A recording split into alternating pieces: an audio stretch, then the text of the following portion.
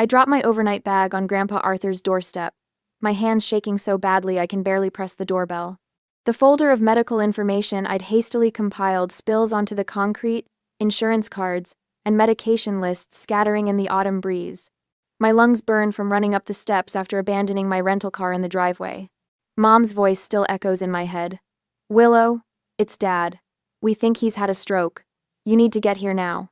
The door swings open. My grandfather stands before me, wearing his favorite cardigan and holding a mug of coffee. His silver eyebrows rise in surprise. "Willow? What are you doing here?" My knees nearly buckle. "Grandpa, you're okay?"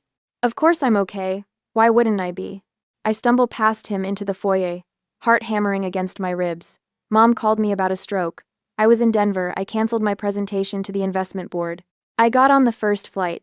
He frowns, setting his mug on the entryway table. "That's strange.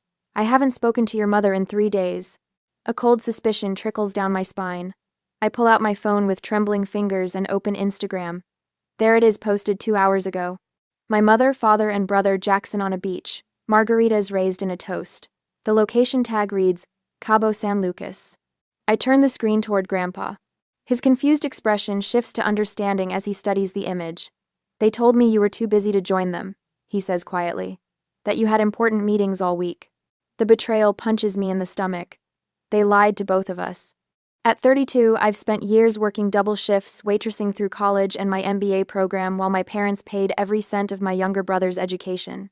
The same brother who never held a job until our family handed him one at Reyes Retreats, the boutique hotel chain my grandfather built from nothing. Just 3 months ago, my parents had promised me leadership of the new Seattle branch, a position I'd earned through years of loyalty and proven business acumen. 2 weeks before the launch, they quietly canceled the plan, giving the position to Jackson instead.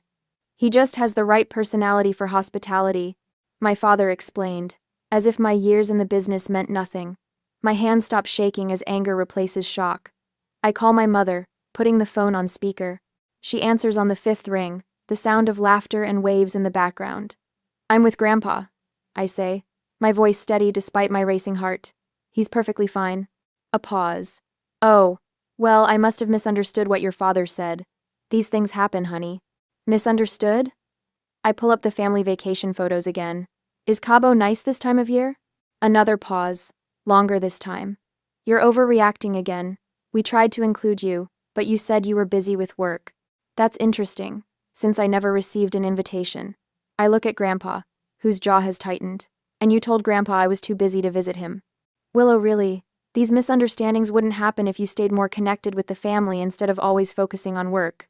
Grandpa gestures for the phone. I hand it to him. "Elena," he says, his voice surprisingly firm for a man they tried to convince me was at death's door. "This wasn't a misunderstanding. It was a lie." He hangs up and hands the phone back to me. "They've been doing this for years, Willow, keeping us apart." I follow him into his study, where sunlight streams through tall windows. "What do you mean?" "They've been cutting me out of decisions despite the fact that I founded the company." He lowers himself into his leather chair. "Just like they've been cutting you out in favor of Jackson." My stomach tightens. "But you're still the majority shareholder. And, on paper." He opens a drawer and pulls out a folder. "But they've been making moves behind my back. And yours. And yours." The realization crashes over me like a wave. Every time I stayed late at the office, every business trip I took, every sacrifice I made to earn their respect, none of it mattered. They never intended to see me as their equal. I sink into the chair across from my grandfather, my only ally in a family that has never truly wanted me to succeed. "What are we going to do?" I ask. A small smile crosses his face. "Fight back." I follow Grandpa Arthur into his study, still trying to process the Cabo photos. The room smells of leather-bound books, and the faint trace of his aftershave. He walks to the far wall, his movements deliberate as he slides back a panel revealing a hidden wall safe. "I've been gathering evidence for months," he says, spinning the dial with practiced precision. "Never thought I'd need to use it against my own son." The safe swings open. He withdraws a thick manila folder stamped confidential in red block letters. These are copies of transactions, trust documents, and internal memos that Elena and Dean didn't think I had access to. His voice wavers slightly as he places the folder on his mahogany desk. "You better sit down for this, Willow." My stomach tightens as I flip open the folder. Bank statements. Trust withdrawal forms. Board meeting minutes. My vision blurs as I process what I'm seeing. This can't be right, I whisper, tracing a finger down a column of numbers. $2.1 million. My trust fund. Systematically drained. Arthur confirms, his jaw clenched. To fund Jackson's lifestyle. The Aspen condo. The yacht membership. The consulting fees that never produced any actual work. My legs give out and I sink into the leather chair.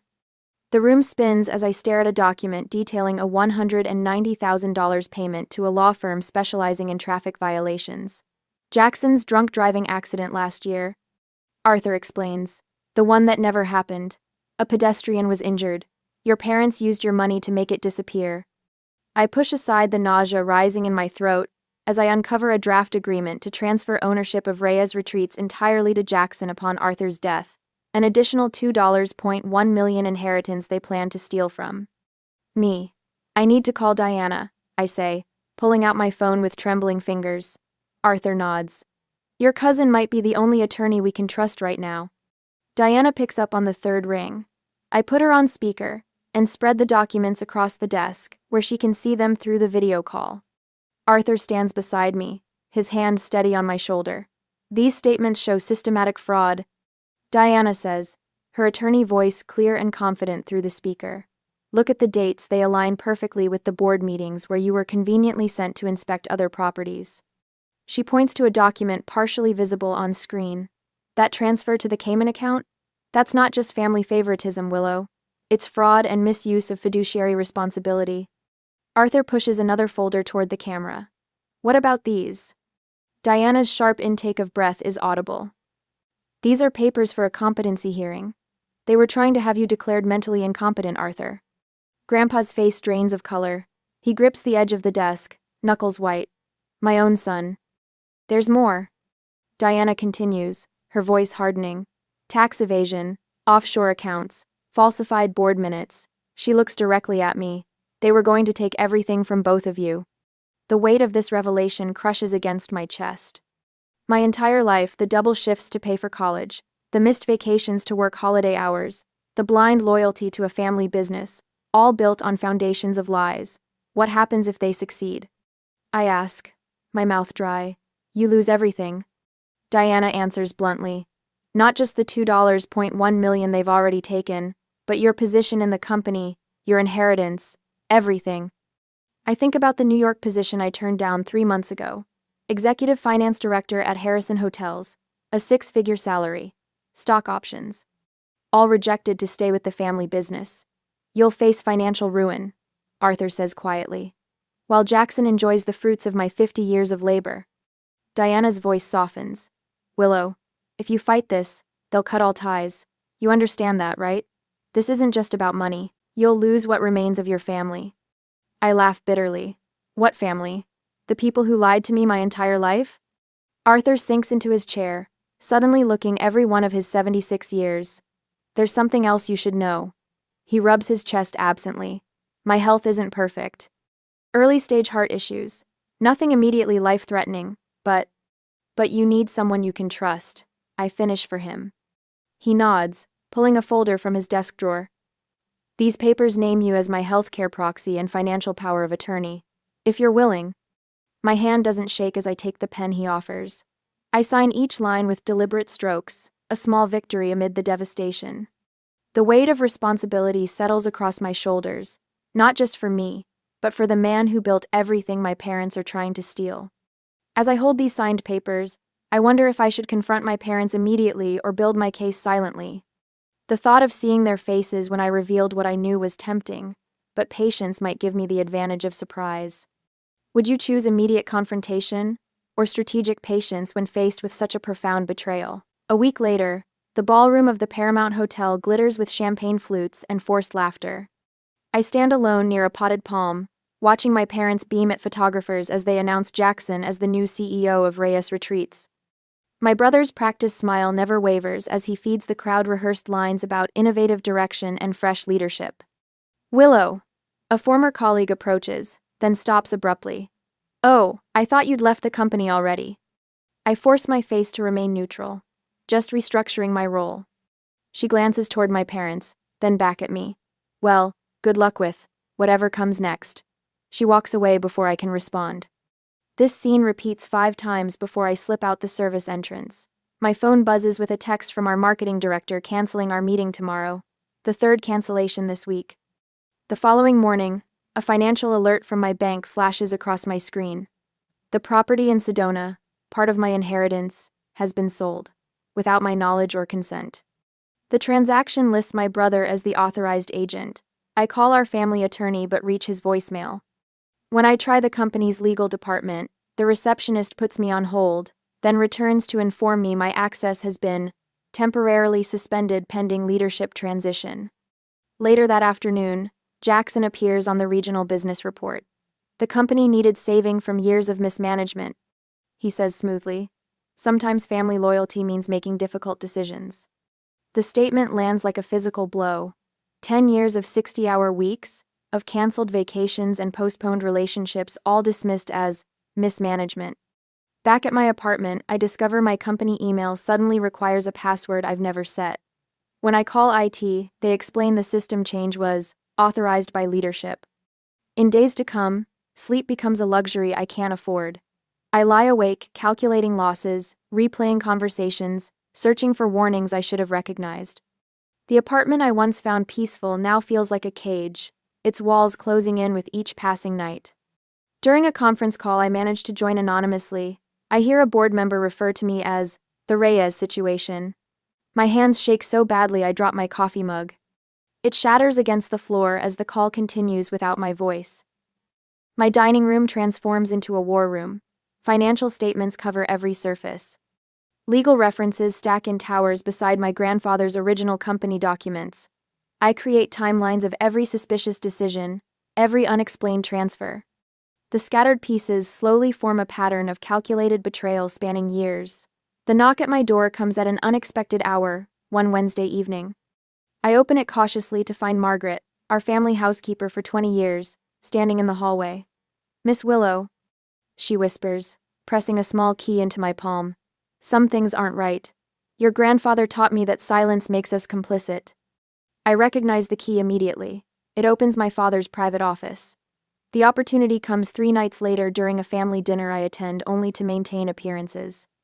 While my mother leads guests on a tour of their recent renovations, I slip away. The key turns smoothly in the lock of my father's study. Inside, I move efficiently through filing cabinets, photographing documents that confirm everything we suspected. Transfer authorizations bearing forged signatures, backdated board minutes, amendments to trust documents with questionable witnesses. 15 minutes later, the door swings open. My father stands in the doorway, face darkening as he registers what I'm doing. "What do you think you're doing in here?" His voice carries the same tone he used when I was 8, and colored on his desk calendar. I continue photographing a particularly damning memo, "Finding the truth you've been hiding from me my entire life." He steps forward, looming over me the way he always has. But for the first time, I don't shrink back. Instead, I stand taller. "Get out before I call security," he hisses, reaching for my arm. I hold up my phone, screen displaying the dozens of images I've already captured. I've already copied everything I need. His face transforms, the mask of paternal authority dropping to reveal naked fear. In that moment, the strangest feeling washes over me. I'm no longer afraid of his disapproval. The realization is so liberating I almost laugh. "You've always underestimated me," I say quietly. "That was your biggest mistake." Later that night, Diana works through the night organizing the evidence. Her apartment resembles a legal war room, documents spread across every surface as she drafts motions and prepares filings. "I don't want payment," she says when I mention compensation. "Consider this 20 years of repayment for how they treated my mother." Grandpa Arthur arrives with a weathered leather portfolio. "The original company formation documents," he explains. "Your parents thought these were destroyed in the office fire last year." Margaret calls with locations of additional files. "The garden shed behind the pool house," she whispers, "hidden under the flooring. I've watched them hide things there for years." These people, this unlikely alliance of the overlooked and underestimated, stand with me, not because we share blood, but because we share values. The contrast with my parents' manipulation, has never been clearer. In Diana's kitchen, we review the final strategy. A forgotten clause in the original company contract allows for ownership revocation in cases of proven fraud. There's something else, Diana says, sliding a folder across the table. The FBI has already been investigating Jackson's accident. The agent I spoke with believes there's evidence of bribery. The next morning, I walk through the glass doors of Reyes Retreat's headquarters. The receptionist's eyes widen at my appearance. I move past her toward the boardroom, where the quarterly meeting is underway. Behind me, 4 FBI agents follow in silent formation. For the first time in months, a smile touches my lips. I walk into the Reyes Retreat's boardroom, with my spine straight as a ruler. The polished mahogany table gleams under recessed lighting, reflecting the stunned faces of board members as FBI agents file in quietly behind me. My mother's champagne glass freezes midway to her lips. Jackson's smug smile falters. My father stands abruptly, chair scraping against hardwood. "What's the meaning of this, Willow?" he demands. I place my leather portfolio on the table. I'm here to present evidence of serious financial misconduct within Reyes Retreats. The room falls silent. I remove a stack of documents from my portfolio, passing copies to each board member with steady hands. Gone is the trembling daughter desperate for approval. In her place stands a woman with irrefutable proof.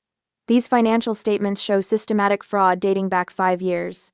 I say, my voice calm despite my racing heart. Page 3 details how $2.1 million of my trust was diverted to unauthorized accounts. Page 7 shows company funds used to cover up Jackson's drunk driving incident last year. Board member Patricia Morton adjusts her glasses, her eyes widening as she reviews the numbers. This is absurd. My father interrupts, his face reddening. These documents are clearly fabricated. I continue as if he hadn't spoken. Arthur's original contract contains a specific clause regarding ethical conduct. I point to the highlighted section. It states clearly, if evidence of fraud or unethical conduct emerges, ownership may be revoked. Board Chairman Richard Donovan leans forward, his bushy eyebrows drawing together. These allegations are extremely serious, Dean. They're also completely true, I add. I formally request a vote to remove my parents and brother from company leadership, effective immediately. These are... The CFO slides his chair away from my father, a subtle but unmistakable distancing. 2 other board members exchange glances, then close their folders simultaneously. Jackson jumps to his feet, knocking over his water glass. This is ridiculous. She's fabricated everything out of jealousy, because Dad chose me to lead the company. A man in a dark suit steps forward from the line of FBI agents. Mr. Reyes, I'm Special Agent Becker. We have independent evidence regarding the incident in Aspen last winter, including documentation of the $190,000 payment to the victim's family, using company funds. Jackson's face drains of color. My mother stands, smoothing her silk blouse with trembling fingers. This is a family matter that should be handled privately. I move to adjourn this meeting immediately. Chairman Donovan clears his throat. Elena, using company funds for personal matters is precisely why we're having this discussion. Board member Martin Wright, who has golfed with my father for 20 years, turns to him with newfound suspicion. Dean, what about that expansion property in Sedona? Was that purchase properly authorized? My father doesn't answer, sweat beading along his hairline. When the board chairman asks if I want my parents arrested or simply removed from the company, I hesitate. Would justice be better served by public consequences, or by simply taking back what was mine while preserving what remained of the family name? The boardroom door opens. Grandpa Arthur enters slowly, leaning on his cane. His silver hair catches the light, and despite his frail appearance, his presence fills the room. Conversations cease instantly. I founded this company 50 years ago, he says, his voice stronger than his body suggests. I built it on integrity, not deceit. Diana follows him in, carrying a leather document case. Her attorney's confidence radiates as she approaches the table. I've prepared legal documentation transferring Arthur's controlling shares to Willow Reyes, she announces, placing the papers before the chairman. These transfers are executed and legally binding as of this morning. Margaret steps forward from where she'd been waiting by the door. The sight of our family housekeeper in the boardroom causes my mother's jaw to drop. I've witnessed documents being destroyed in the Reyes home. Margaret states firmly, Financial papers, contracts, and correspondence that Mr. Dean Reyes specifically instructed me to burn. I kept records of dates and descriptions. The chairman reviews the transfer documents, then looks up at my grandfather. Arthur, are you certain about this decision? More certain than I've been about anything in years, Grandpa replies. The vote is swift and unanimous. My parents and Jackson are removed from all company positions, effective immediately. I stand at the head of the table, the position my father occupied just minutes ago. The weight of the moment settles on my shoulders, not as a burden but as a mantle I was born to wear. Across the room, Jackson's confident smile completely dissolves as comprehension dawns. His eyes dart between the FBI agents and the board members, searching for an ally and finding none. My mother's carefully applied makeup runs as tears stream down her face. This will destroy the company, she whispers. But the board members who have seen the evidence remain unmoved by her performance. My father pushes back his chair and stands. This meeting is over. We'll be contesting these ridiculous allegations. He turns toward the door, but finds 2 FBI agents blocking his path. Dean Reyes, we have some questions regarding tax evasion and misappropriation of funds, Agent Becker says. I gather my documents and address the room. I'm calling an emergency company-wide meeting for tomorrow morning at 9. Every employee deserves to know what's happening and that their jobs are secure. I meet my father's gaze directly. Some things are about to change around here. The text on my phone screen is simple but loaded with desperation. We need to talk before this goes any further. Dad's office. 7 a.m. I delete my mother's message without responding, but I'll be there, not because they deserve it, but because I want to see their faces. At precisely 7, I stride into my father's office. The space feels different now, smaller somehow. My parents and Jackson look up as I enter. Dad sits unnaturally straight behind his desk, his usual commanding posture now appearing forced. Mom's eyes are red-rimmed, tissues clutched in her hand. Jackson paces by the window, stopping mid-stride when he sees me. Willow, please sit down, my father says, his voice uncharacteristically soft. We want to explain everything. I remain standing. I've heard enough explanations for a lifetime. You're overreacting, Mom interjects, dabbing at her eyes. We've always had your best interests at heart. By stealing my inheritance? By trying to have Grandpa declared incompetent? Dad spreads his hands in a placating gesture. Look, we can reach a compromise. We'll make a public apology. You can have shared control of the Seattle properties. In return, you drop the most serious charges. Think about what you're doing, Mom adds, her voice hardening despite her tear-stained face. The scandal will destroy everything your grandfather built. When that doesn't move me, she shifts strategies. Your behavior shows you're unfit to lead. Perhaps we should revisit Arthur's competency evaluation. He clearly wasn't thinking clearly when he transferred those shares. The old Willow would have flinched at this threat. Today, I smile. I've already met with the major investors, I say, pulling a folder from my briefcase. They're fully aware of the situation and support my leadership. I lay out statements from hotel staff across the table. These are testimonials about improved working conditions since I took operational control last week. Turns out people work harder when they're not terrified of being fired for speaking up. My father reaches for the papers, but I pull them back. I'm not here to negotiate. I'm here to inform. I stand taller, no longer diminished by their presence. For 32 years, you've undermined me while pretending to support me. You promised me the Seattle branch, then gave it to Jackson. You helped him through college while I worked double shifts. You stole my inheritance while telling me I wasn't ready for responsibility. My voice remains steady as I deliver the final blow. I don't need your approval anymore. I never actually had it. And Jackson pushes away from the window. This is ridiculous. You can't. Your choices are simple, I continue, ignoring him. Face full charges for fraud, embezzlement, and conspiracy, or surrender all claims to the business and repay what you've taken. I check my watch. You have until the company meeting at 9 to decide. The grand atrium of Reyes Retreats headquarters buzzes with nervous energy as employees fill the space. Sunlight streams through the glass ceiling, illuminating the gathered crowd. I spot my parents and Jackson entering through a side door, their security badges temporarily reactivated for this meeting only. I take the stage, adjusting the microphone. Thank you all for coming today. I'm Willow Reyes, And as of yesterday, I've assumed control of Reyes Retreats following evidence of serious financial improprieties by previous management. A murmur ripples through the crowd. I catch my father's scowl from the corner of my eye. My first action as CEO is to announce a complete restructuring of our company. I pause, meeting the eyes of longtime employees who'd previously looked through me.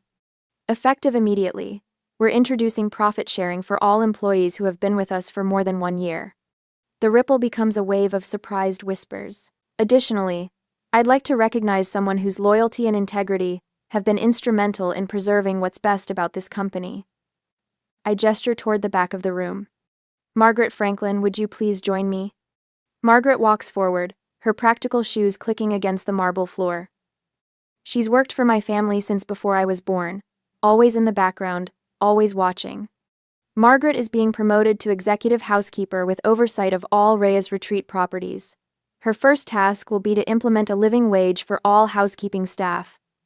Applause erupts as I shake Margaret's hand. My mother's face contorts with shock. Margaret was just the help in her eyes. I'm also establishing the Arthur Vernon Scholarship Fund for the children of our employees. Education changed my life, and it should be accessible to everyone in our Reyes family, our real family. As I speak, maintenance workers wheel a cart toward the lobby wall where my parents' portraits have hung for 15 years.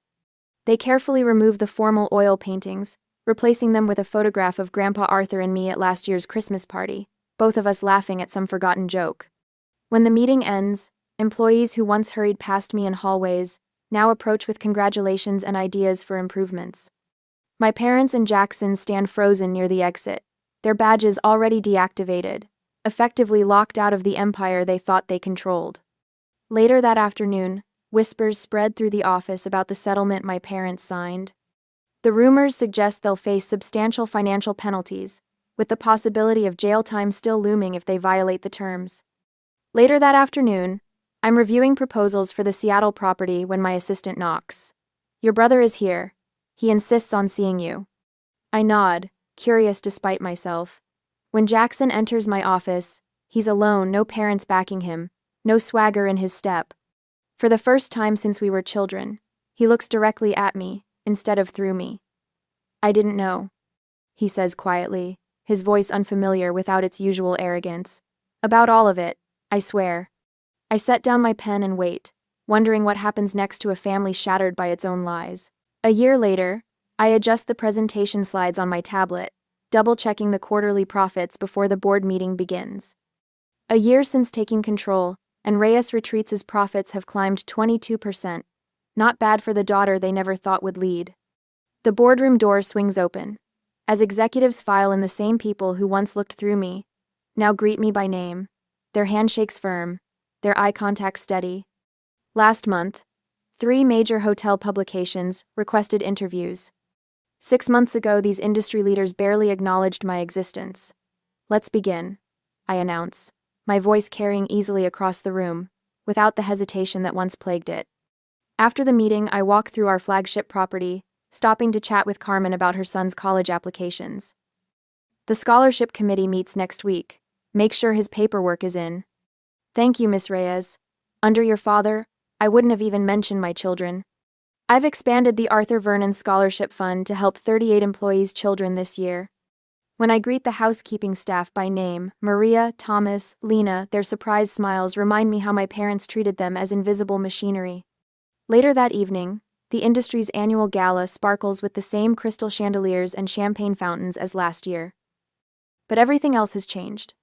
I smooth my emerald gown, no more blending into backgrounds with muted blues and grays. This year's Hotelier of the Year has achieved remarkable growth while implementing revolutionary employee benefit programs. The announcer's voice booms. When they call my name, applause thunders through the ballroom. Exactly 1 year ago, in this very room, they announced Jackson as CEO. Now I stand at the same podium, the weight of the Crystal Award solid in my hands.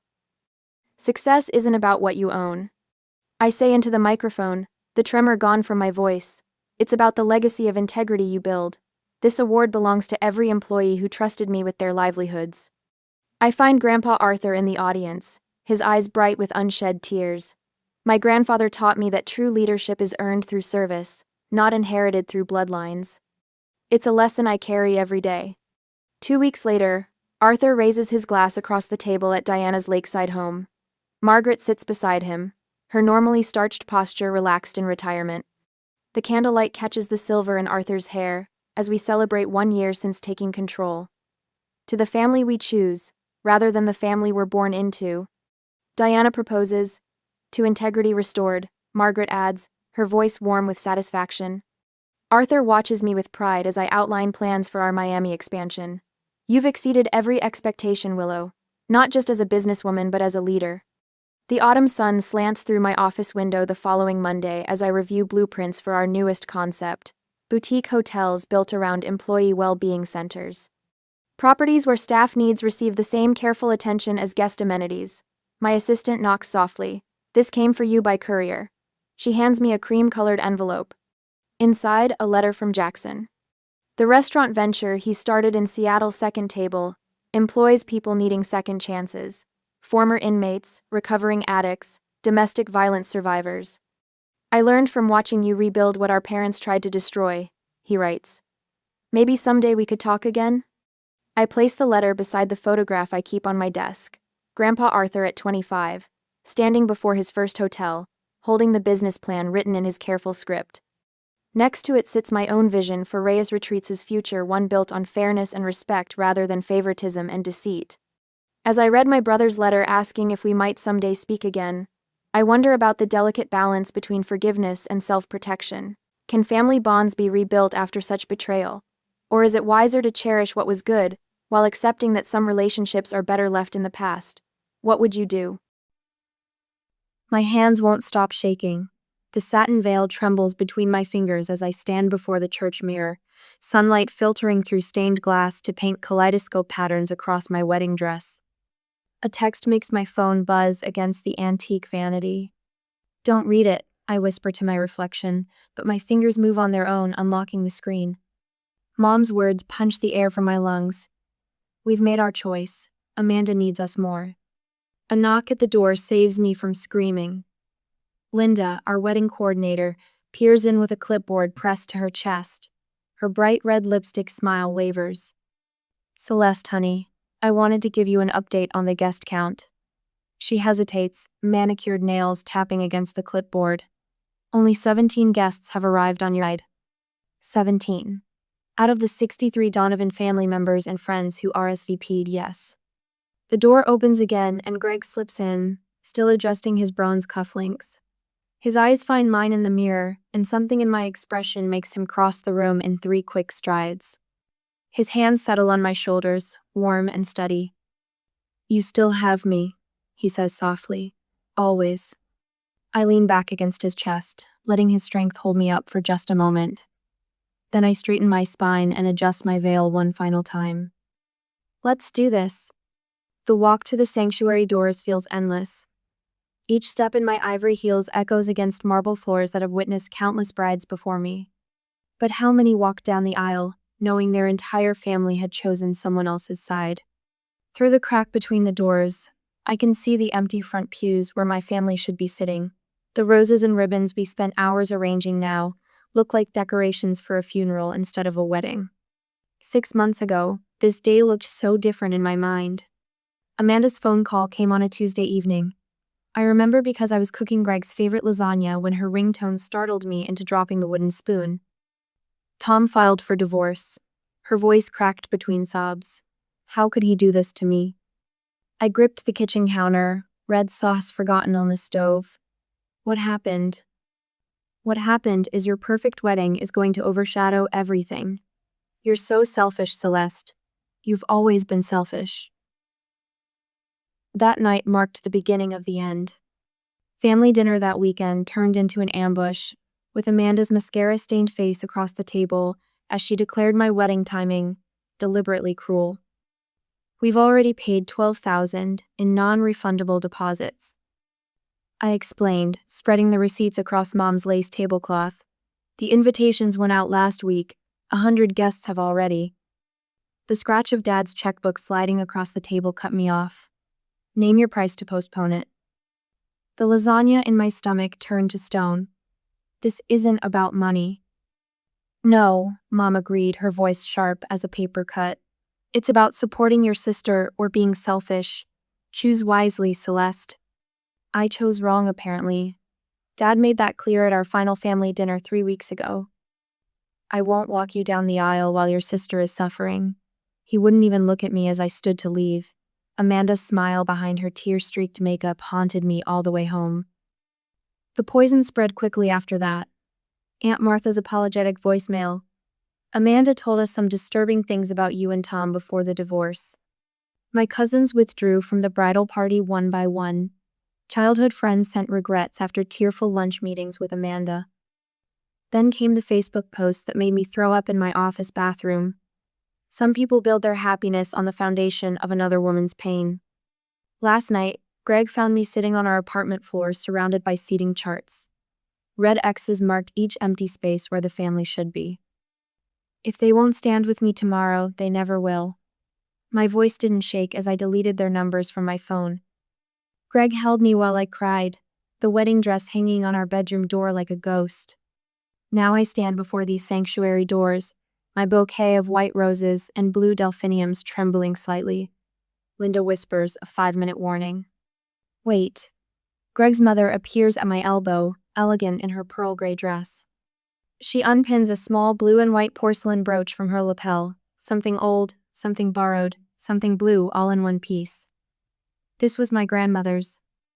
Every bride in our family has worn it since 1943. Her fingers are gentle as she pins it to my bodice, just above my heart. When she steps back, her eyes shine with tears, but her smile is fierce with pride. Welcome to the family, sweetheart. We've been waiting for you. The organ begins to play, and I take my first step toward my future. Behind these doors, my past sits in empty pews. But ahead of me stands the man who has never once asked me to be less than who I am. I lift my chin and tighten my grip on the bouquet. Some choices make themselves. My heels click against the marble floor of the church sanctuary. The sound echoes through the space where 63 chairs sit empty on my side, mocking the carefully arranged white rose petals scattered down the aisle. Greg's family fills their rows to bursting, their faces beaming with warmth that only highlights the barren expanse across the aisle. Another set of cousins just arrived, Linda whispers, her wedding coordinator's smile wavering. They're sitting in the back. Mother's cousins Rachel and David slip into the last row, their eyes fixed on the floor. They won't stay for the reception. I know this, like I know the weight of my bouquet, like I know the exact shade of purple under Amanda's tear-stained eyes at that final family dinner. The photographer clears his throat. Should we start the family photos now, or... We're her family now. Greg's mother Helen steps forward, pearls gleaming at her throat. She wraps an arm around my waist, and for a moment I let myself lean into her solid presence. She smells like Chanel No. 5, just like she did the first time she hugged me 3 years ago. The reception hall sparkles with tiny lights, but I can't stop staring at the empty tables. Each pristine place setting marks another person who chose Amanda's lies over my truth. The string quartet plays our first dance song while Greg holds me close, his hands steady against my back. Tom's here. The words slip from my mouth before I can stop them. My childhood neighbor stands awkwardly by the bar, whiskey glass clutched in his fingers. His blue tie hangs loose, and something in his expression makes my stomach clench.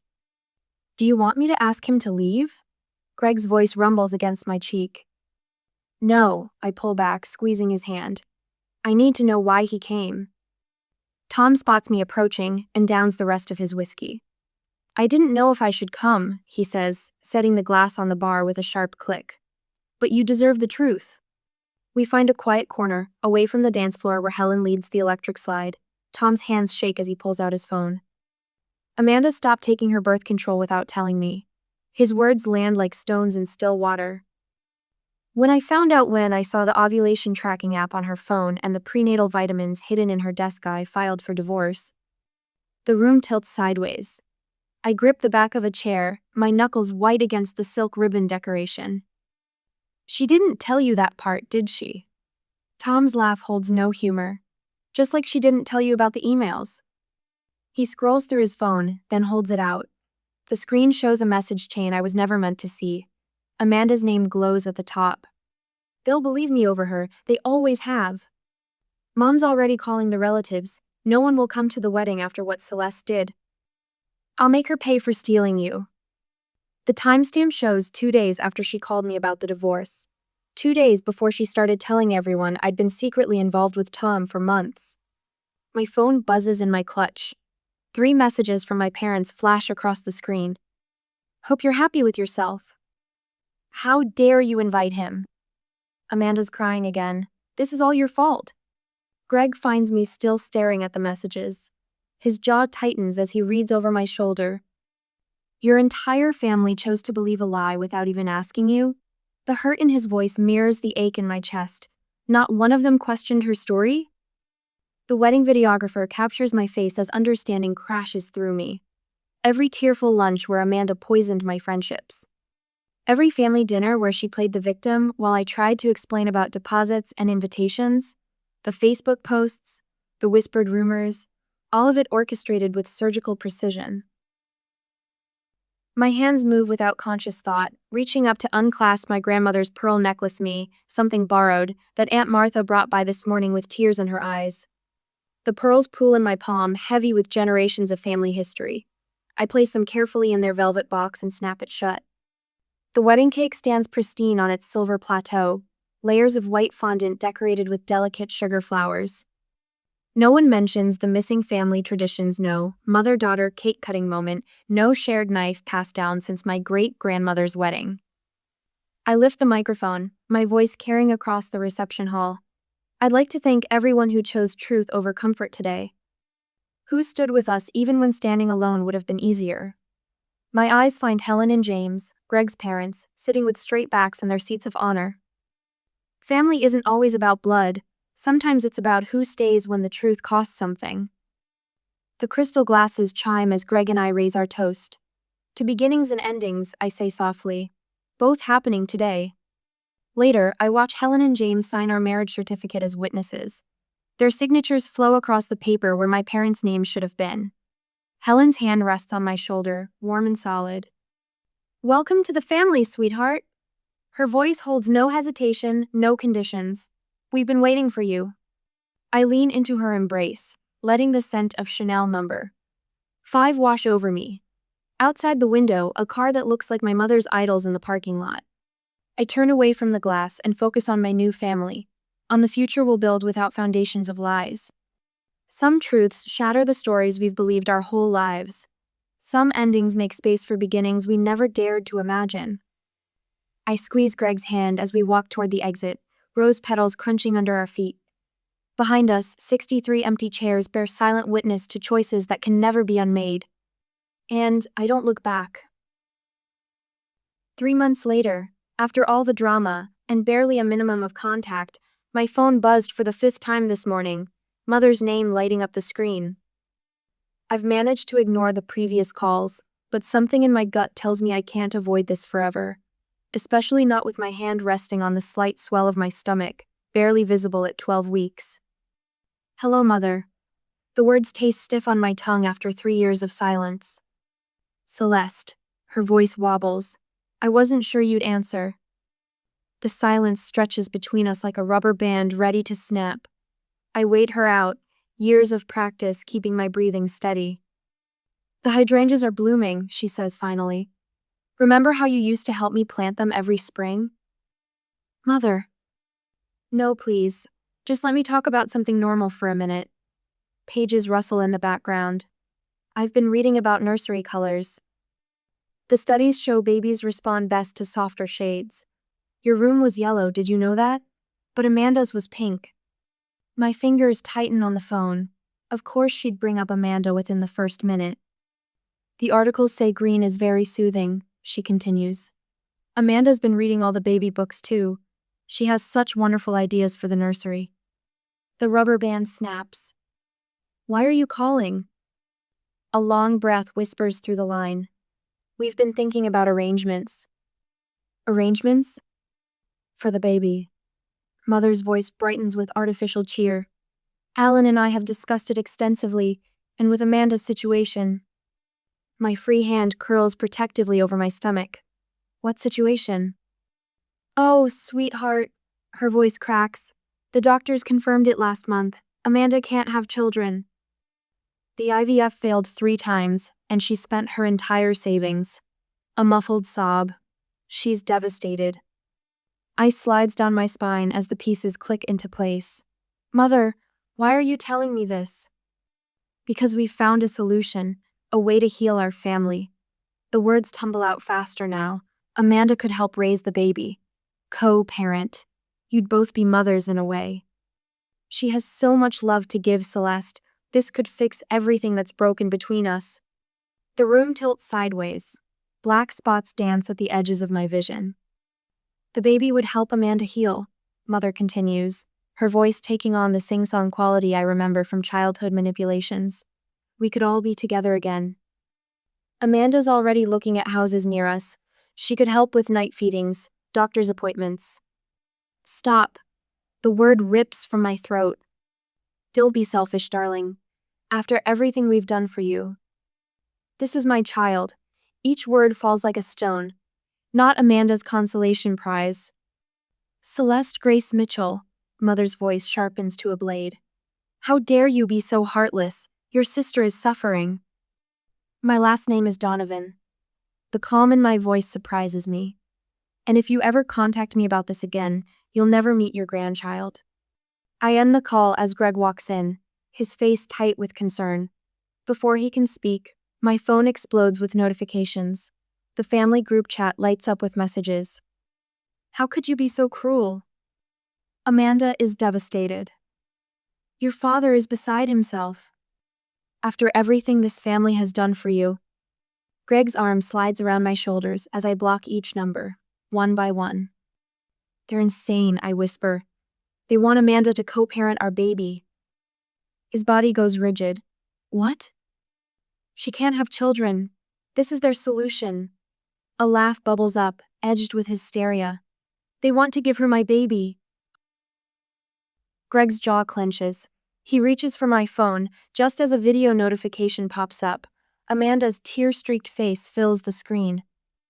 I'm making this video because I need people to understand. She sobs. My sister is denying our family the chance to heal. All I want is to be part of my niece or nephew's life. The lies flow like honey, sweet and sticky and dangerous. I watch my sister perform for her audience, her pain real but weaponized, just like always. Dad's voice message comes next. You need to think about what's right for the whole family, Celeste. Call your mother. The doorbell rings. A delivery man holds out a massive box. The card reads, For my special little one. Love, Aunt Amanda. Greg intercepts the white wooden crib before I can see it, but I catch a glimpse of the hand-painted letters as he carries it to the garage. Baby's second home. The calls pour in all afternoon. Aunt Martha's voice trembles. Sweetie, you're hormonal right now. Not thinking clearly. Cousin Rachel texts, Amanda's heartbroken. She just wants to love this baby. Uncle Steve emails, Your father's blood pressure is through the roof. Is this what you want? Greg and I document each contact methodically. Timestamps, screenshots, voice messages saved. Maybe we should stay with my parents until the baby comes, Greg suggests quietly. The guest house is private, gated community. I nod, throat too tight for words. An hour later, my best friend Sarah arrives with takeout and a business card. He's a private investigator, she explains, specializes in family cases. 2 hours later, the lawyer's office adds security notes to my file after my tearful call. Our lawyer drafts preliminary restraining order paperwork, ready to file. Keep documenting everything, she advises. Every call, every gift, every social media post. We'll need it all. That night, I curl against Greg's chest, his heartbeat steady under my ear. I can't let them near this baby, I whisper. They'll do to our child what they did to me. His arms tighten. They won't get the chance. But as I drift into uneasy sleep, my phone lights up one last time. An email from Mother. Remember when you were 5 and scraped your knee? Amanda kissed it better while I cleaned the cut. That's all we want, to love this baby together, as a family. Don't make us choose again, darling. You know who we'll pick. A month later, The mahogany walls of Richard Sterling's law office bear witness to 40 years of family disputes, but his grave expression tells me this case stands apart. Greg's hand finds mine as the attorney spreads our evidence across his desk like a museum curator arranging artifacts of obsession. Mrs. Donovan. Sterling removes his reading glasses, rubbing the bridge of his nose. This goes beyond standard family disagreement. The level of coordination here suggests something more disturbing. My eyes trace the timeline we've constructed. Amanda's fake baby registry. Mom's tearful workplace ambush. The blog posts spreading lies about my cruelty. Each item marks another boundary crushed beneath their desperation. Whatever it costs. Greg's voice carries the weight of sleepless nights spent watching me cry. We'll do whatever it takes to protect our family. Sterling nods, selecting heavy cream-colored letterhead. A formal cease and desist is our first step. But given the escalating pattern, his pen scratches against paper, authority in every stroke. We should discuss restraining orders. The word pounds through my chest like a second heartbeat. Restraining orders against my own family. We leave Sterling's office with a battle plan typed in precise legal language. In my purse, a business card for a security consultant weighs like a stone. The next week blurs into a cascade of changes. New alarm system with cameras tracking every approach to our home. Phone numbers scrubbed, email addresses purged and replaced. Our townhouse listing goes live as Greg researches gated communities with controlled access. His parents form a protective circle, screening calls and visitors with military precision. Greg's mother starts accompanying me to prenatal appointments, her presence both comfort and shield. On Wednesday afternoon, they're getting desperate. Sarah warns over coffee, sliding screenshots across the table. Amanda's latest Facebook post drips with martyred accusations. Some people think they own motherhood itself, but a child needs their whole family. I haven't finished reading. Can't stomach the comment section filled with strangers condemning my selfishness. The doorbell rings on a Thursday afternoon. Through the security camera, I watch my mother's shoulders shake with theatrical sobs as she pleads with my receptionist. Please, I just need 5 minutes with my daughter. Greg's father intercepts her before she reaches the elevator. His gentle but firm voice carries through the intercom. Susan, you need to leave. Now. That night, a baby registry appears online in my name. The address links to Amanda's house. Family rights. Dad's voicemail threatens legal action of his own. You can't keep a grandmother from her grandchild. We have options too. The packages start arriving despite our change of address. Baby clothes, parenting books, each gift tagged with Amanda's name like a claim of ownership. Then Tom's email lands in my inbox. I should have warned you years ago, but maybe this can help now. The attachment contains photos of journal pages, Amanda's familiar looping handwriting filling each line, dates from 6 months before their divorce, plans for getting pregnant without Tom's knowledge, research on custody laws, a list titled, Ways to Make Sure Baby Stays Close to Family. She did this before, Tom tells me over video chat, his face gray with old guilt. There was a coworker at her office. When his wife got pregnant, Amanda became fixated. Started buying baby things, telling everyone she'd be like a second mother. They had to transfer departments. His testimony joins our growing legal file. Sterling adds it to the restraining order documentation with grim satisfaction. Amanda's tears flow for the local mommy blogger's camera. The interview spreads across social media like poison. My own sister, denying our family bonds, the trauma of infertility, just wanting to share the joy. But something shifts. Private messages trickle in from other mothers, stories of Amanda's too intense interest in their pregnancies, offers to testify if needed. Weeks later, the whispers in our small town change direction. Did you hear about the sister? The one who's been stalking? My email to the extended family goes out on one Sunday evening. Simple facts, timeline of events, legal boundaries clearly stated. Any further contact will be handled through our attorney. The certified letter comes back, and the receipt is bright green. Proof of delivery. Proof they can't claim ignorance. 24 hours pass in blessed silence. For the first time in weeks, I sleep through the night. No anxious checking of cameras. No startling it sounds. Greg helps me finish the nursery, walls painted in peaceful yellow touched with clouds. Above the crib, paper butterflies dance on invisible threads. Maybe it's really over, I whisper, letting myself lean into hope. The phone rings at 3 a.m. You can't keep my baby from me. Amanda's voice slurs with something beyond exhaustion. You think some lawyer can stop me? That baby needs me, needs us. Greg's already calling the police as I save the recording. Through our bedroom windows, security lights flash across a car matching Amanda's parked just outside our gated community. My hands settle over my growing belly, protective and fierce. The fear rises like floodwater, but beneath it runs a stronger current. They've shown me exactly who they are. Now I'll show them exactly who I've become. Sterling's voicemail awaits my call. Time to file those restraining orders. After the conversation, even though it was 4 a.m. now, we have made plans to keep going with the procedure. 2 months later, after we came back from the consultation, my keys slipped from my fingers when I stepped into our living room. Susan, my mother, perches on the edge of our cream sofa, her spine ruler straight as she chats with Greg's parents. Their faces mirror my shock. Darling. She rises, arms outstretched, designer purse dangling from her wrist. We just wanted to clear the air. The grandfather clock in the corner ticks 7 hollow beats before I find my voice. How did you get in here? Greg's mother, Barbara, wrings her hands. She told the security guard she was bringing prenatal vitamins you desperately needed. We didn't know what to do when she showed up. Because I read you need extra iron. Susan pulls out a white paper bag, her smile stretched tight across her face. I got the expensive ones. My hand curls protectively over my stomach. The baby kicks once, hard, as if sensing my surge of adrenaline.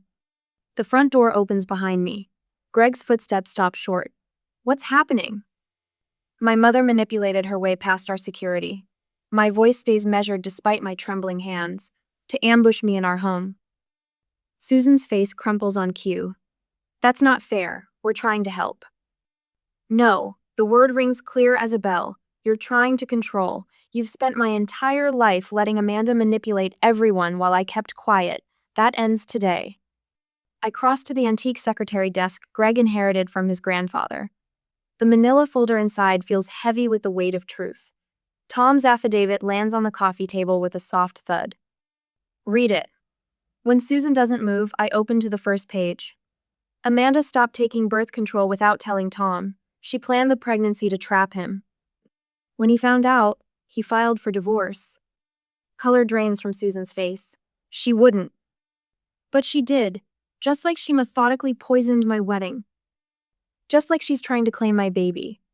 I lay out the timeline of Amanda's lies, the security footage of her following me, the social media posts. You enabled every bit of this. Greg's hand settles on my shoulder, warm and steady. Susan's tears flow right on schedule, but they hold no power over me now. We just thought if we supported her enough, her voice cracks, if we loved her enough. You taught her that manipulation works, that she never has to face consequences. The words I've swallowed for decades rise up, bitter as medicine. You made me responsible for her feelings while ignoring mine. Susan's phone buzzes. She jumps like she's been shocked. Answer it. I know who it is before she puts it on speaker. Susan? My father's voice fills the room. Where are you? Amanda needs you home now. I'm with Celeste. We're trying to work things out. Jesus Christ. His disgust carries clearly through the speaker. Just tell her whatever she wants to hear. We can figure out the baby situation later. The silence that follows feels like a physical weight. Greg's parents exchange glances heavy with understanding. I retrieve another folder from the desk. The restraining order application sits between us like a loaded gun. This gets filed the next time any of you contact me. My finger traces the embossed letterhead, along with harassment charges, trespassing reports, and documentation of financial damages. The district attorney handling the case specializes in family stalking. You wouldn't! But Susan's hands shake as she picks up her purse. This child will never know manipulation disguised as love. My voice gains strength with each word. They'll understand healthy boundaries and genuine support. If you want any relationship with your grandchild, you'll complete separate family therapy first, and Amanda will never have any parental role. Those terms are non-negotiable. Susan's carefully constructed facade crumbles. Real tears replace the performative ones. We never thought she'd go this far. Her phone rings again. Amanda's name flashes on the screen. Your choice hasn't changed. I open our front door. It's still Amanda or me. She gathers her things with trembling fingers. At the threshold, she tries one last time. This will kill your father. Your choices might. The words taste like freedom, mine won't. The door closes with a soft click that echoes like a thunderclap. Through the window, I watch Susan walk to her car, shoulders bent under the weight of consequences finally delivered. The setting sun paints long shadows across our driveway as she drives away. Greg wraps his arms around me from behind, one hand covering mine where it rests on our growing child.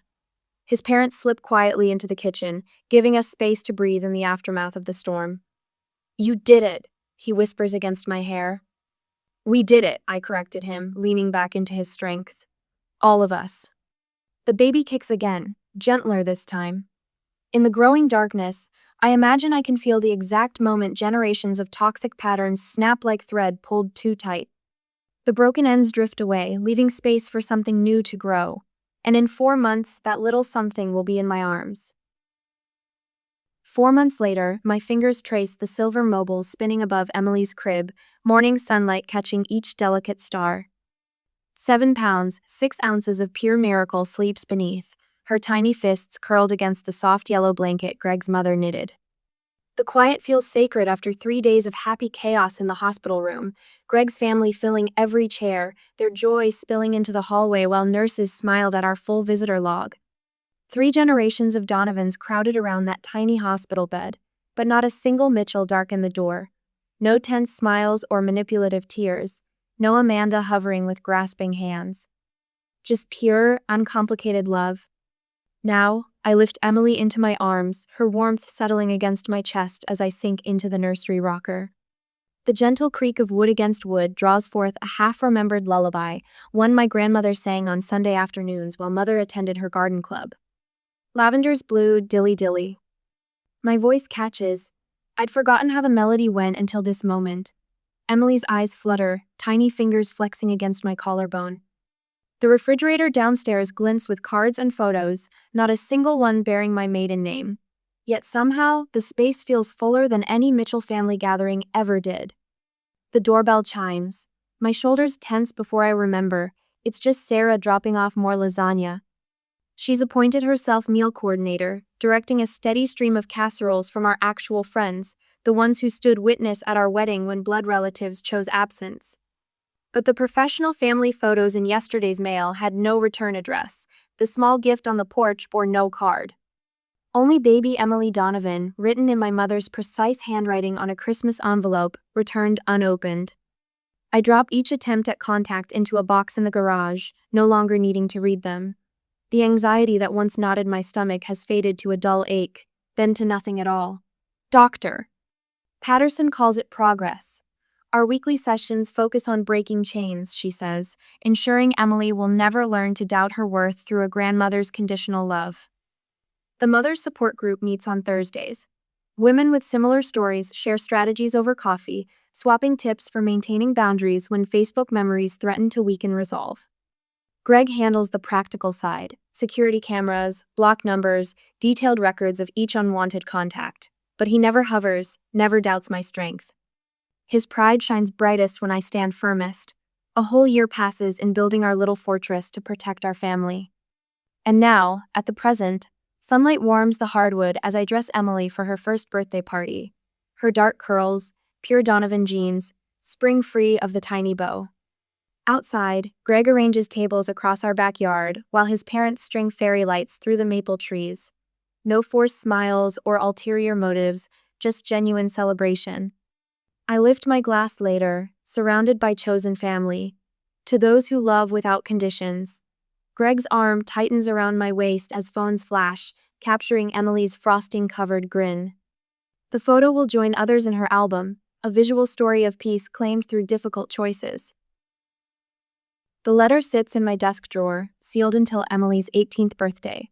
Words I've refined through countless therapy sessions explaining why her family tree looks different from her friends.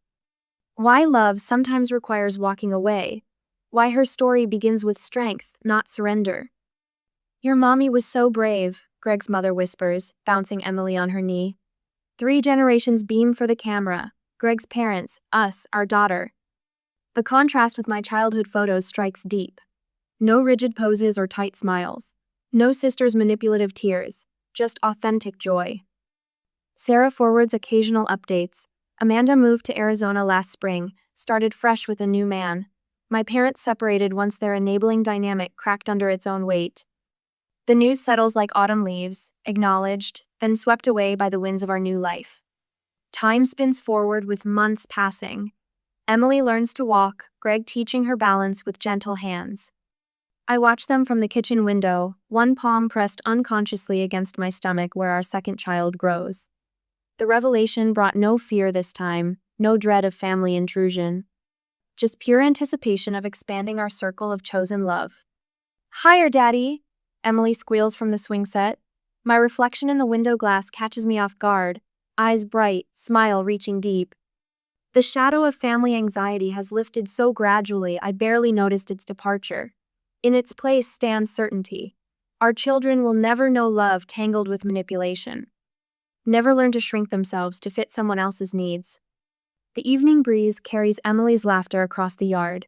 Greg scoops her up, airplane style, as I step onto the porch. My daughter's arms reach for me, her face glowing with uncomplicated trust. The simple truth fills my chest. Empty spaces in a family tree hurt less than poisoned roots. I gather my daughter close, breathing in her baby shampoo sweetness. "Your story begins with love?" I whisper into her curls. "Pure love, freely given." Greg's hand finds mine as the sunset paints our world in shades of possibility. The generational pattern ends here, with us. With choice. With peace.